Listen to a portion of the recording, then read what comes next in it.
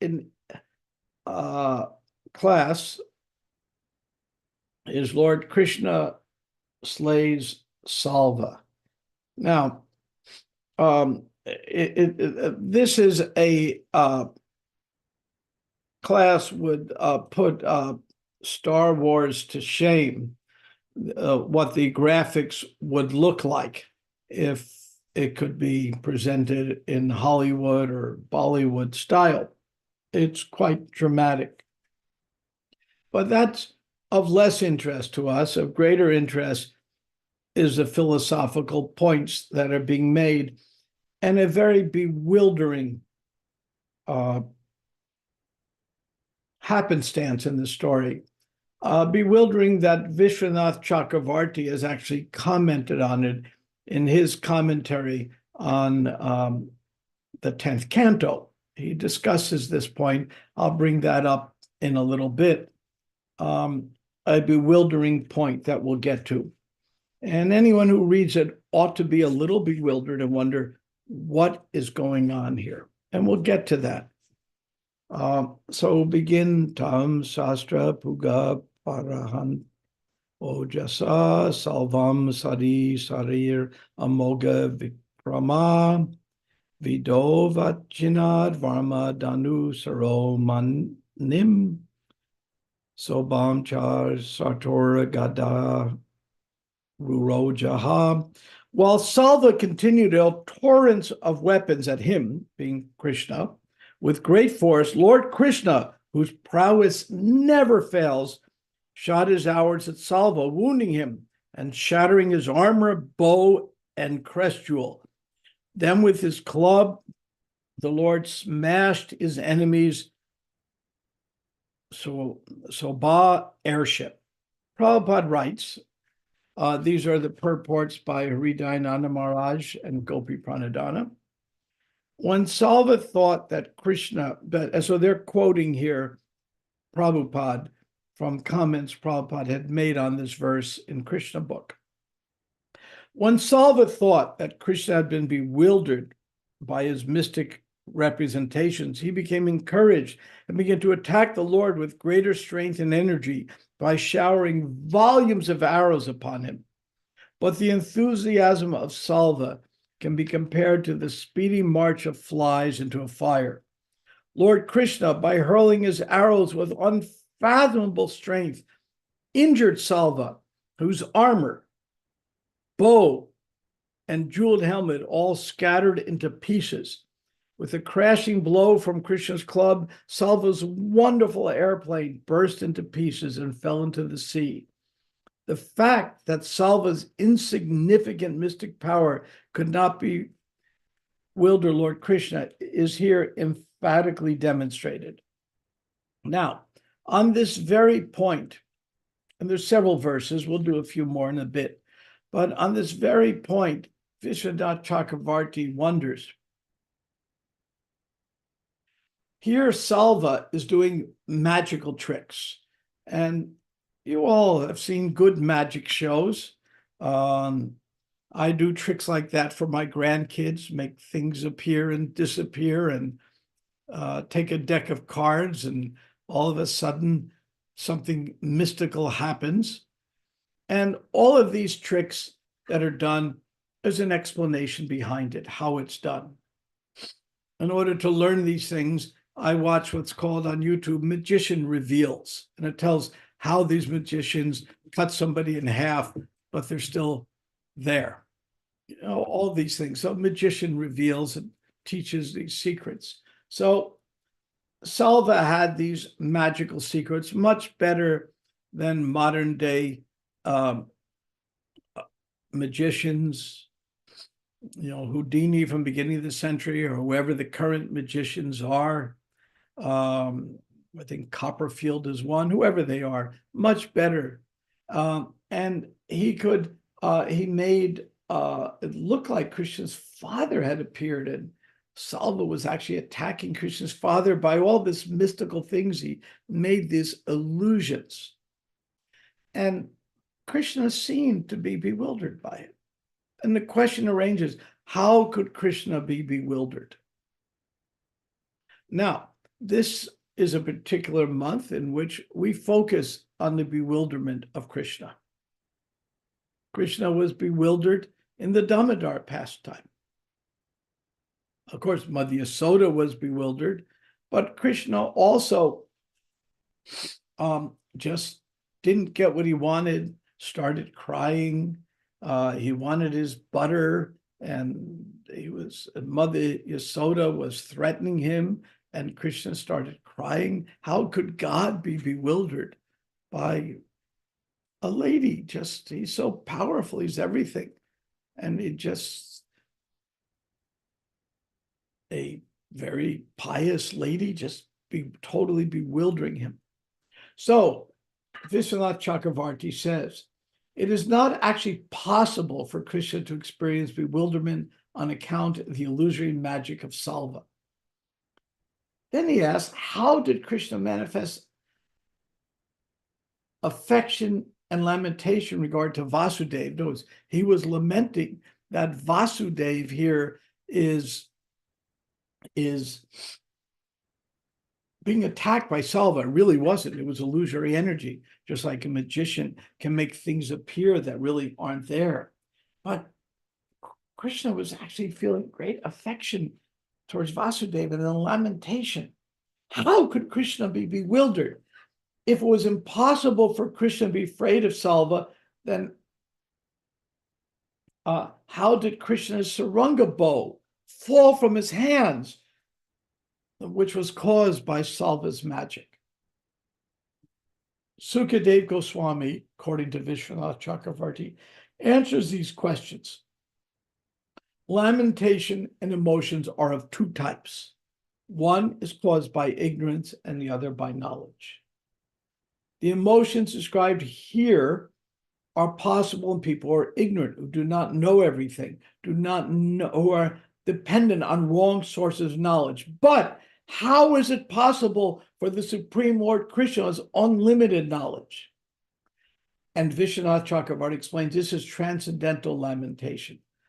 And these are emotions for those who have perfect awareness of the world. In other words, it's a pastime.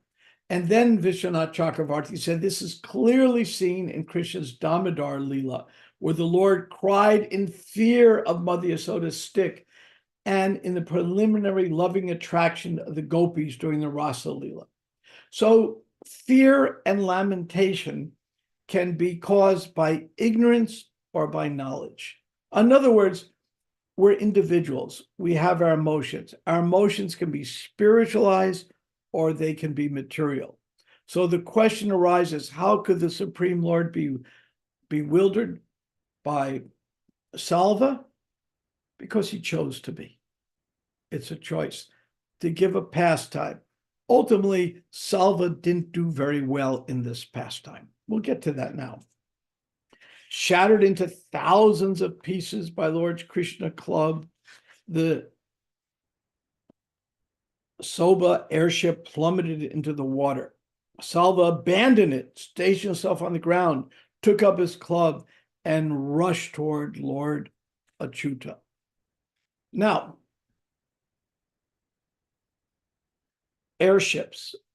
Sariputta wrote a book on this called, has two different names. The original name was Parallels, but the publisher wanted to be called Alien Identities, about ancient UFOs, because it had a little more appeal. We've reprinted it at the BI, Bhaktivedanta Institute, and we renamed it Sariputta's original name, Parallels, because that's what it was about.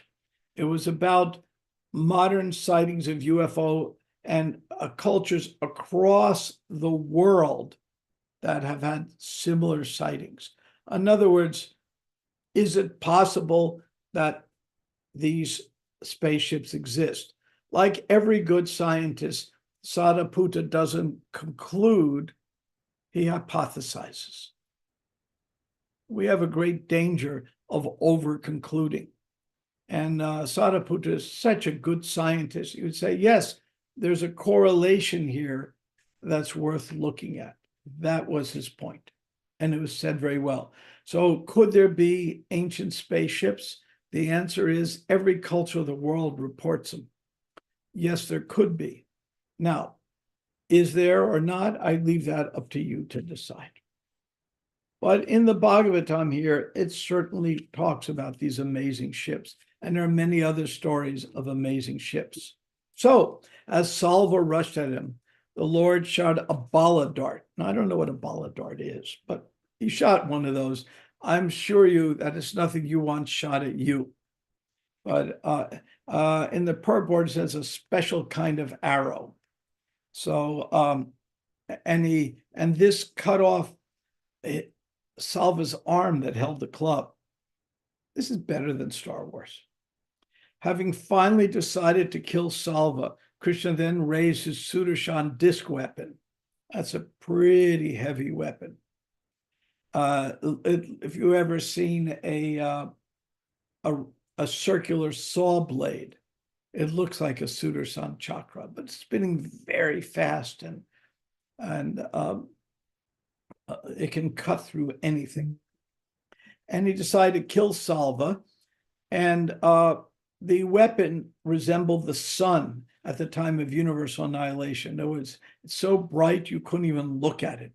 Not just a blade, but had practically nuclear properties to it. This brilliantly shining Lord appeared like the easternmost mountain bearing the rising sun.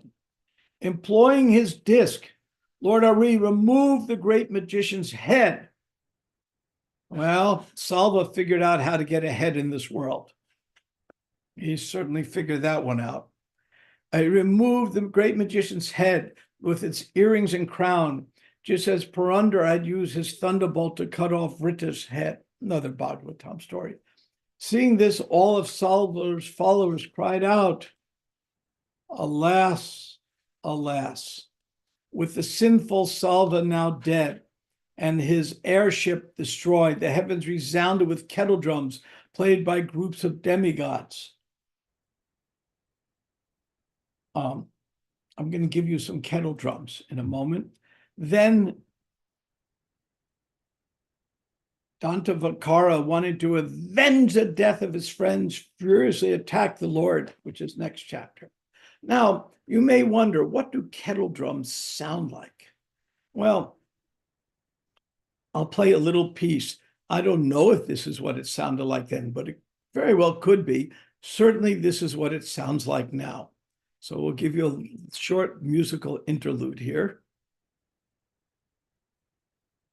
You'll recognize this piece by Richard Strauss, I'm sure, because it's been used quite a bit, but Richard Strauss wrote this.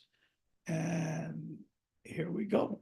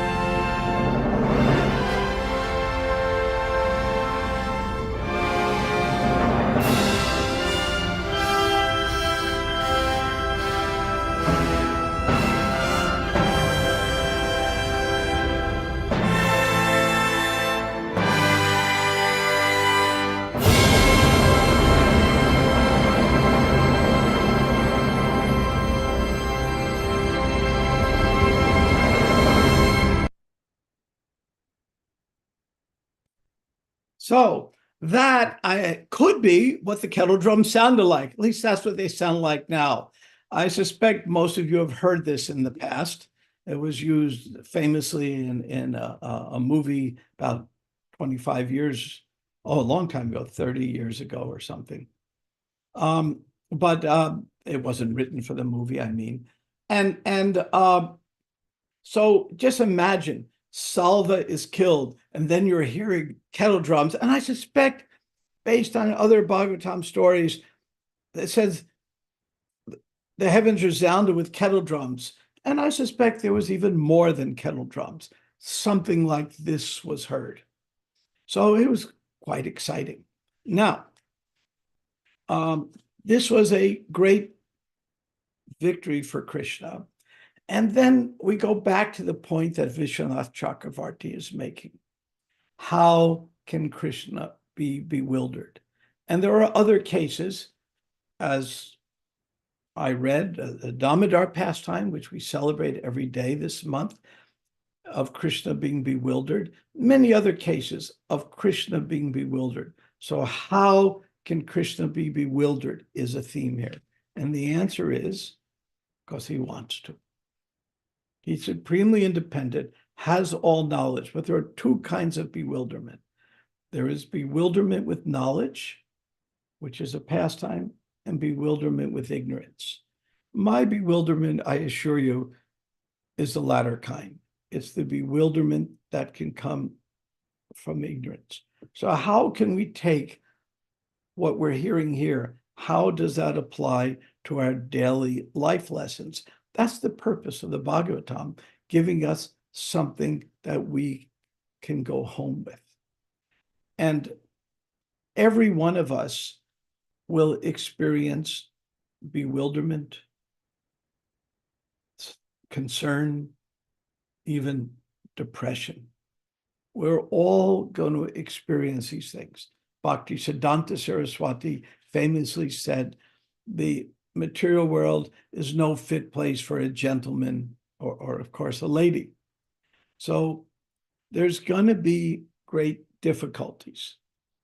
It's the nature of the world. It has its purpose, these difficulties. So the question arises, when we experience this bewilderment, we have two choices. One, the ignorance choice, which means, oh, woe is me. What a nasty situation, and God doesn't even like me. Or two, the knowledge one, that these difficulties are a pastime of Krishna for our betterment.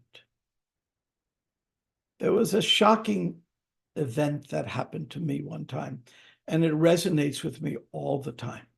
I'll share the story with you. A wonderful, very senior devotee, who I'm very close to, wife died in a tragic death. It was very, very tragic death. I no need to go into the details now. And I'm very close to him. And I called him up as soon as I heard he was overseas. And I said, Prabhu, I don't even have words to express the grief that's must be feeling. And the first words out of his mouth shocked me to the core. That was devotee extremely advanced. Grahasta, obviously, his wife had died. One of my close friends. And the first words out of his mouth shocked me to the core. Just the most tragic kind of death for his wife. And an ambulance took 2 hours to even reach him. I mean, it was just an insane scene. This took place in England. It wasn't in, some far out remote place. It was just very tragic. And the first words of his mouth were, Krishna is kind. Now, if that had happened to me, I can't imagine uttering those words, but he meant it from the core of his heart. Krishna is kind, because he saw the unseen hand of Krishna behind it. That is what's going on in this chapter. Krishna may be bewildered, but Krishna is still in full control. And being in a month of Damodar, is our chance to see the unseen hand of Krishna behind things and to understand Krishna really is always kind. And this happened about a decade ago. And those words resonate with me almost daily because there's always obstacles and difficulties that arise. And I realize it's really true. Krishna is always kind, though sometimes it can be difficult. And Lord Chaitanya prays in the Shikshashtaka prayer that you can treat me roughly, Krishna. You're still my worshipful Lord. Because even that roughness is for the benefit. Just like when my young kids were growing up, if they would try to run into traffic, I'd have to treat them roughly. I didn't like doing that, but I had to do it. It was a duty for their benefit. And now that they're grown up, have their own kids, they recognize that totally. It's for their benefit. So Krishna is in control. He's always kind. Now, going back to Damodar month, there's something special going on now. And what's going on now that's special is in Damodar month, we can actually experience it. It's the only month of the year in which we sing the same song every day related to a pastime. During Janmashtami, there are certain songs related to Krishna's appearance. During Gaur Purnima, certain songs related to Lord Chaitanya's appearance. We sing it for 1 day, 2 days, 3 days. We don't sing it every single day for a month. In Kartik, we sing it every single day, some twice a day for a month. And every day I sing it, it gets sweeter and sweeter. It doesn't get boring. It gets it's nicer because that song allows us to connect with the unseen hand of Krishna. Some of you had the experience of going to Vrindavan. And what I find really special about being in Vrindavan is the unseen hand of Krishna becomes a little more visible. There was a movie when I was a young boy. It was based on an H.G. Wells novel called The Invisible Man. And this man had invented a way to become invisible. So he's actually doing quite a bit of mischief. Imagine what you could do if you could be invisible. Go to the Diamond District in New York and take whatever you like that. So he had he could be invisible. But if you sprinkled some powder, you could see the outline of his form. And of course, they caught him. So in a similar way, in the month of Kartik, wherever we are, the invisible hand of Krishna becomes more visible. It's like sprinkling powder on the invisible man. We can actually see Krishna is actually present. And when we see that Krishna is ultimately as kind as can be. And even Salva being killed, it's kind because he's killed by Krishna. He's getting liberated. And the envy in his heart of Krishna, which we know from earlier parts of this chapter, were so serious. His envy was so extreme that Krishna destroyed that envy. Again, Krishna being kind. So I decided to give you today a little bit of a Kartik treat, and then we'll do questions. This Kartik treat is something that you'll like. It's one of my favorite little videos, and it's a meditation. It's a chance to meditate on the Supreme Lord. Now, all of us, or at least me, have trouble seeing that God is present everywhere. We have trouble seeing it. So Prabhupada introduced very early in the movement deity worship. He said, the deities are a form of the Lord that's authorized. Just like if I drop my mail into any box on the street, it goes nowhere. I put it in the post box, it ends up any place in the world within a matter of a week or so. Wherever, makes no difference because it's authorized. So there was an authorized form of the deity that helps us connect with the Lord. And during the month of Damodar is a great time to take advantage of it. So I'm going to give you just a few minutes of one of my favorite ways of connecting with deities around the world. So please indulge me for a moment, and I will show you this. I think it will inspire you.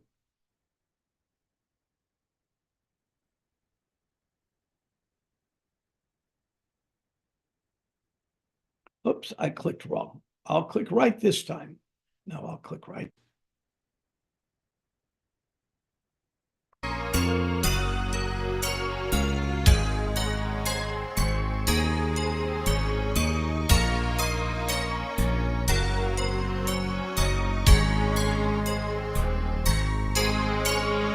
Prabhu, we are only seeing your desktop. Say again? We don't see the video. We It's can just, only see your desktop, not the video. Oh, whoops, I clicked in the wrong place. Sorry about that. We'll try again. I will click in the right place. Thanks for letting me know. Can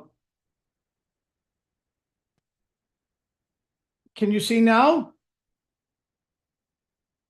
Yes, now yes.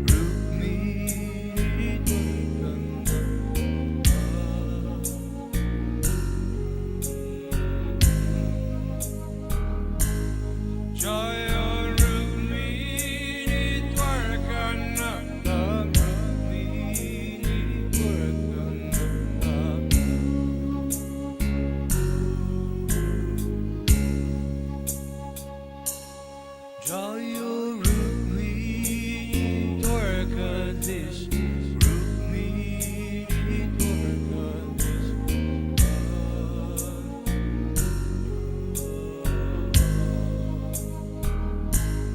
Jayo Rukmini Dwarkadish, Rukmini Dwarkadish.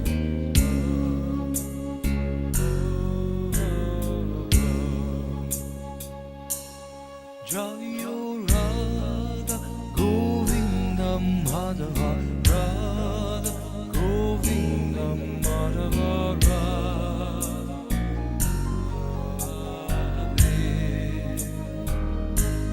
Jayo Radha Govinda Madhava Radha Govinda Madhava Radhe.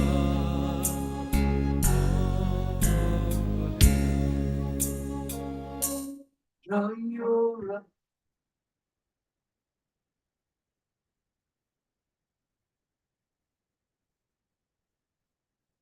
So, I hope that gives a little bit of Kartik inspiration to all of you, seeing the deities around the world. When I first heard this performance by, what is it? It's his name Krishna Rupa. I just got a brain block for a moment. He performed it in Gainesville. Oh, it was 25 years ago. I was just totally mesmerized. He did those days a slideshow and was singing along with it, and then it recorded as Krishna Vision. It helps me connect to the deities and see that the deities really are a window for us to enter into the spiritual world. So it's 10 minutes for the end of class. I will pause here, stop here, and see if there are any questions, comments, reflections, even criticisms. All are welcome. And somebody asked the question, why are some Krishna deities white and some not? Good question, very good question, for which I do not know the answer. Maybe somebody else does. Okay, any questions, comments? Yes, Adi?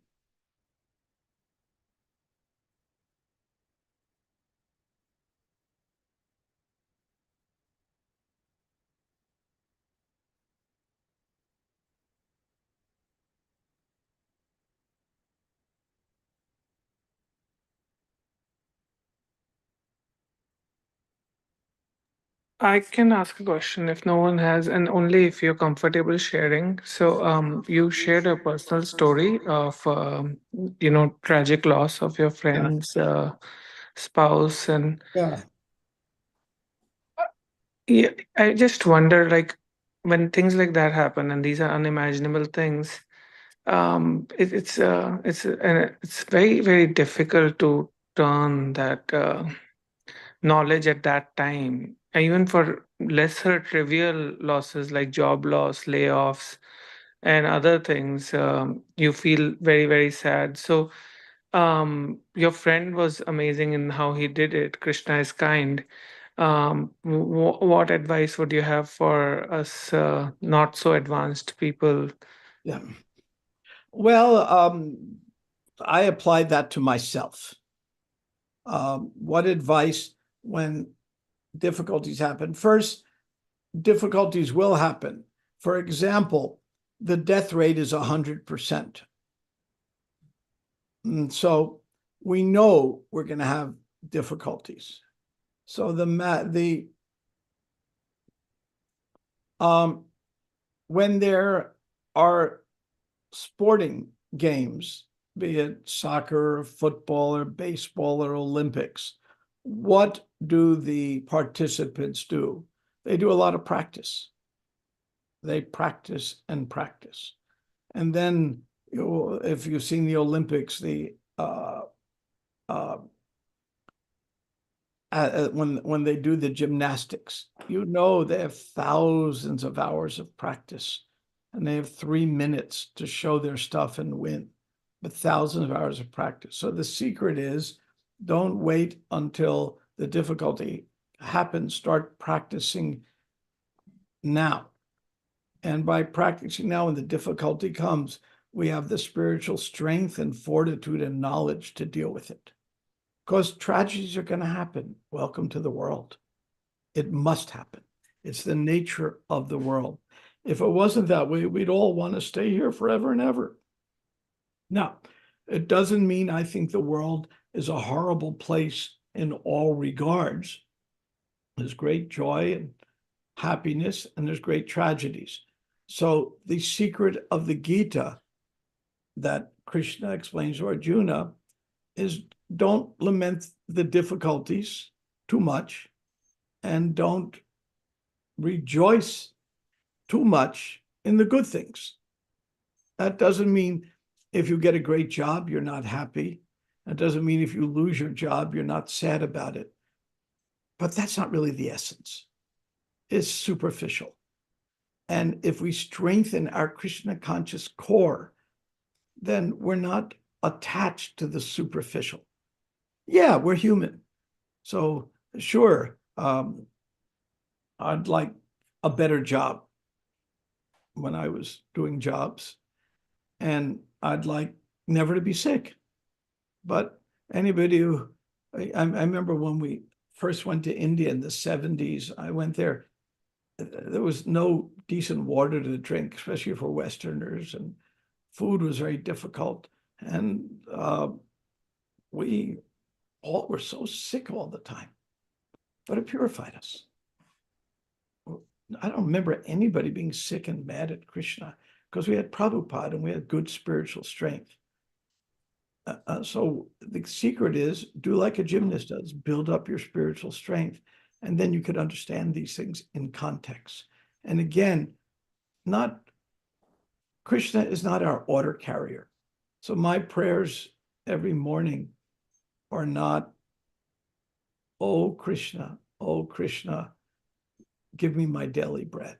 No, he's given it to me anyway. My prayers are very different. Maybe I can play another song that reflects my morning prayers if time allows. I like, as you all know by now who come to my classes, I like taking the best of Western culture and using it to help us go deeper into Krishna, which is something Prabhupada did too. Okay, I hope that answers your question. It's an extremely appropriate question. It does. Thank you so much. And even if we run out of time, I would love to have the YouTube link for your daily prayers.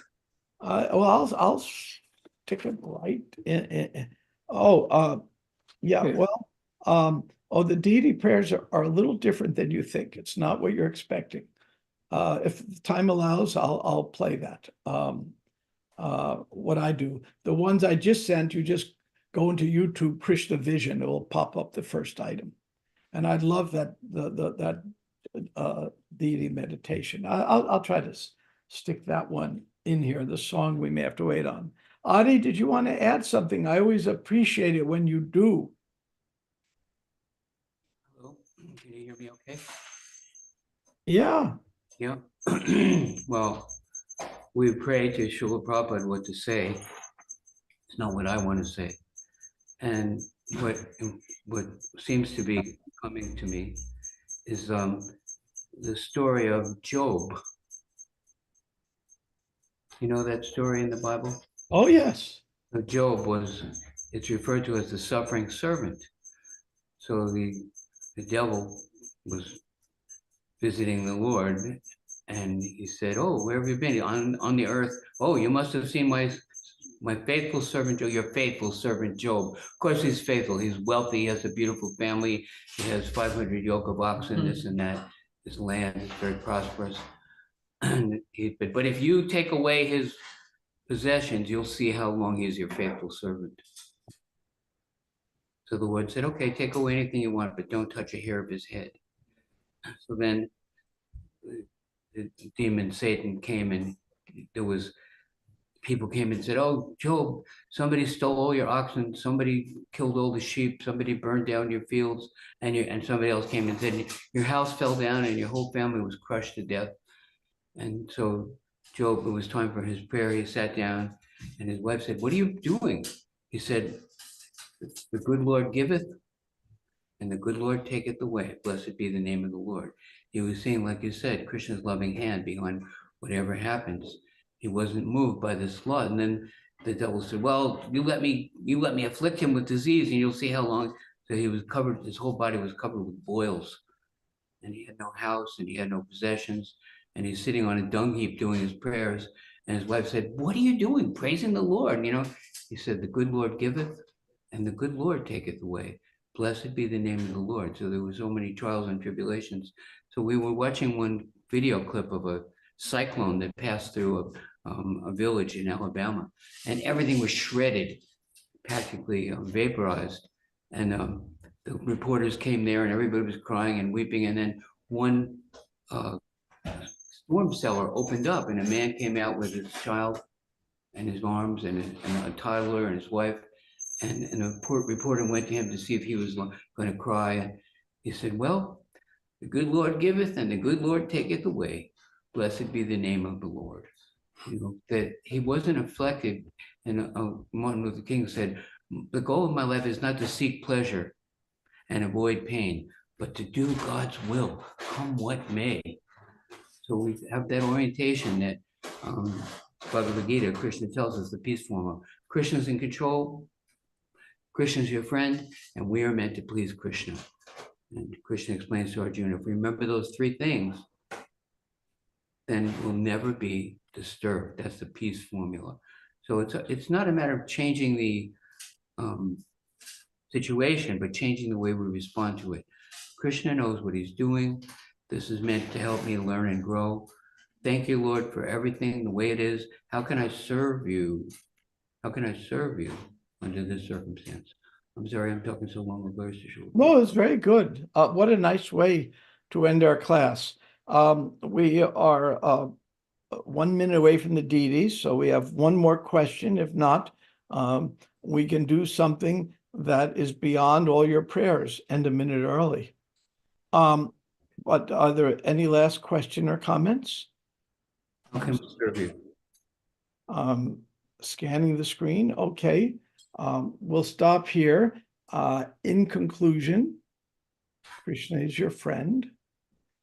And if you meditate on the deities, especially during Kartik, your connection with Krishna can increase many times over. Thank you very much. I do have to log off. I have to join a TOVP museum meeting. Our BI is designing all the exhibits for that, and I have to join them on the hour. So thank you very much. Hare Krishna. Thank you, Brahma Tirtha, for a wonderful class. Entertaining. Thank you. Thank you so much. And deep, and Srila Prabhupada based. Thank you.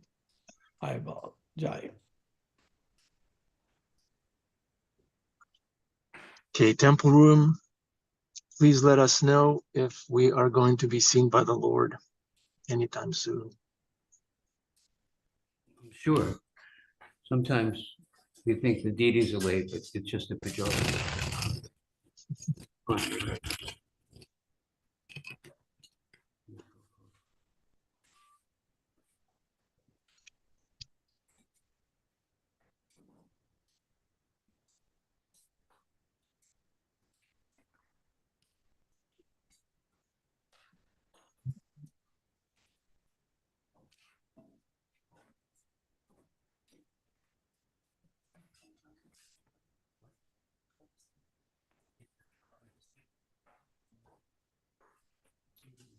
Prashant Prabhu took off his glasses, just like Bhaktisiddhanta Saraswati Thakur.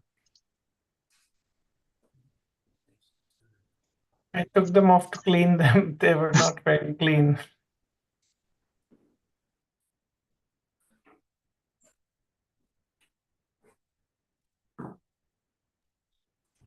So the death rate is 100%. That's our Monday morning affirmation. That's my takeaway. I was thinking of Vaisheshika Prabhu's one-liner. He says, don't wait until everything is taken away from you. Start giving to Krishna preemptively. Preemptive giving. Preemptive cleaning, preemptive giving. Yeah, we need to be proactive in our service.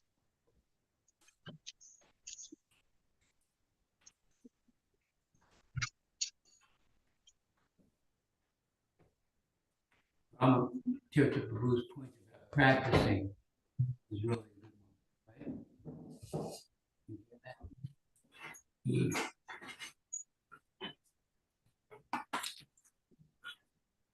Brahma Tirtha Prabhu's point about practicing before something happens so that we know how to respond to it. Can you hear me? Yeah, it's perfect. Yeah, Yes? perfect. Yeah. Yeah. So we're practicing to thank, not just to tolerate difficulty, but to thank Krishna. Thank you, Krishna, for this. I wouldn't have preferred it. I don't understand it. I didn't expect it. I don't like it. But it's not a matter of what I like, I don't like. You know what you're doing. Thank you, Lord. How can I serve you? How can I serve you under this circumstance? Right? Na sochati, na kanchati, Brahma Punta Prasanatma. A person on the spiritual platform neither hankers nor laments for anything. At least that's what Krishna tells Arjuna. If we find ourselves hankering or lamenting, it's our perspective that's inappropriate. It's not the situation that's wrong. Thank you, Adipusha Prabhu. But No, we're not robots either, right? We have feelings. And sometimes we just can't help but feel sorry sometimes. So how to deal with that? Actually, that was the sense of my question. And I think that he said we need to practice, and Yeah, that's where, if you are around, we can discuss that in the afterglow. But I'm curious on the answer of what you just asked too. Yeah. Let's see. Put it up a little bit, you think? I don't know. Push this down. Adipusha Prabhu, do you ever feel sad or upset about something trivial, maybe? Of course. Oh, good. Talk in the afterglow. Okay.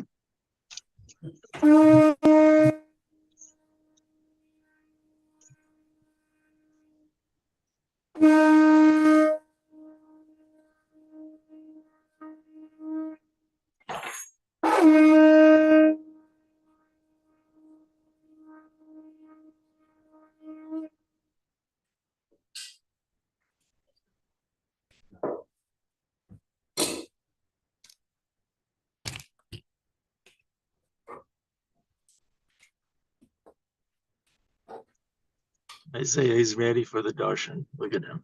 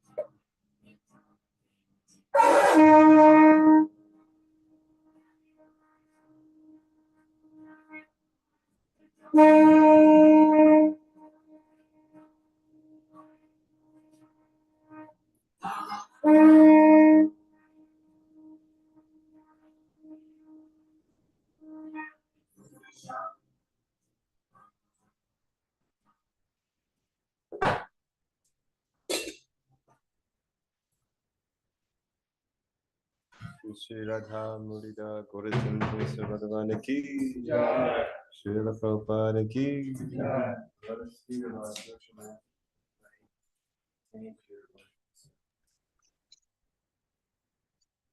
Hare Krishna. Welcome to the Afterglow. Dear devotees, Adipusha Prabhu is here, and the question is, how do you deal with feelings? Do you come to your wife and tell her, you're not my wife, and I don't really care if I lose you because I'm a devotee? Is that how it's done? What's the how do we balance feelings and our human nature and detachment that is necessary to advance on the path? Adipusha Prabhu, do you come to your children saying, I'm not your father? Can I you don't hear care. me okay? Yeah. Go ahead. Tell us, please.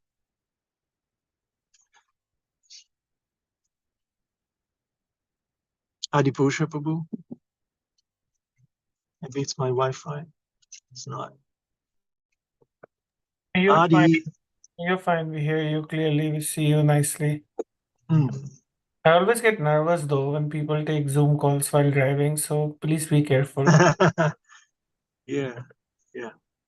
Thank you, Prabhu. Thank you. Adipusha Prabhu, please unmute yourself. Okay, can you hear me okay? Yeah, please. You know, there are hot tears and there are cold tears. You know that? No. Hot tears are like lamentation and anger, and cold tears are tears of joy. So there may be tears. There's everything in spiritual life. There's laughter, there's anger, there's sadness, but it's without material inebriety, Prabhupada says. Devotees are discussing and disagreeing about how to serve Krishna. It's not a selfish argument. There's Govinda from Chaupati. Yeah. So he told us his sister left her body. So he was at the temple and he's thinking, well, she's not the body. She's the spirit soul. I shouldn't lament or cry. And then his mother came and he said, as soon as he saw his mother, he started weeping like anything. He was crying, and he said, but the sweetness of the consciousness behind it was how wonderful is Krishna that he's taken her home. How wonderful it is that we had her with us for a while. How wonderful that we were able to engage her in devotional service and she's not going to hell, she's going to something higher. How wonderful is this situation, even though there's some sadness, there's a sweetness to it. It's without material inebriety. It's not based on me, what I want, what I don't want. It's based on knowing that Krishna is good, that Krishna is in control, that Krishna is our friend, and that we are meant to please Krishna. That there's something about this situation, even though I didn't expect it and I would not prefer it, I don't understand it, but still, Krishna's love, like Prabhu was saying, Krishna's loving hand is behind this. So we accept it, even if there are tears, and we say, okay, Lord, thank you. Not just tolerate it. We say, thank you, Lord, for this situation, just as it is. And how can I serve you under this circumstance? Right? Is that Yeah. it's a kind of a long answer, kind of complex, but basically, um, even the Bible says all things work for the good for those who love God. If we don't know anything about Krishna, then, you know, the whole world is just chaos and, you know, so much hankering and lamenting. But Brahma Bhuta Prasanatmana Sochatina Kanchati, Krishna says in Bhagavad Gita. If we're actually on the spiritual platform, there's no hankering, there's no material hankering, no material lamenting. It's all good. Krishna knows what he's doing. It's perfect. It's wonderful. We can be grateful for it, and we focus on devotional service. Like we mentioned, Martin Luther King said, the goal of my life is not to seek pleasure and avoid pain, but to do God's will, come what may. So we focus on our devotional service. We focus on devotional service. Krishna says in Bhagavad Gita, Matra Sparshas tu Kantina, the non-permanent appearance of happiness and distress, heat and cold, fame and infamy will come and go like this winter and summer seasons. We must tolerate them without being disturbed. It's not that we don't feel the heat or we don't feel the pain of somebody criticizing us, but without being disturbed, our service is not being disturbed. So the solution to all problems is serving Krishna. And then we're on a different platform, a different focus, a different kind of a desire, and there's no material inebriety, even if there are tears. Thank you, Adipusha Prabhu. So there is room. So there is room for feelings. There is room for experiencing losses and grieving. But we just add in Krishna to it. There's a whole spectrum of emotions. But you're right. These are not material anger, material sadness, material selfish, pleasure and pain. These are in devotional service. Everything is sweet, even though there's a variety of flavors. Yeah. Because Krishna loves you. Yeah, it's not this who cares attitude. It's different. It's deep. No. And, rooted in Krishna service. Thank you. Thank you. Thank you very much. Okay, any questions, reflections? Where is Isaiah? That's not going to be there. There's room for monkey business. Wait, you're going to talk during class? No. Okay, we're talking during class, so just a second. He's about to end it. Das will end it. Okay, Das. Hare Krishna.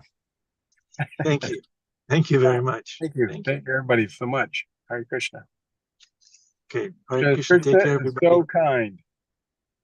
What's that? Krishna is so kind.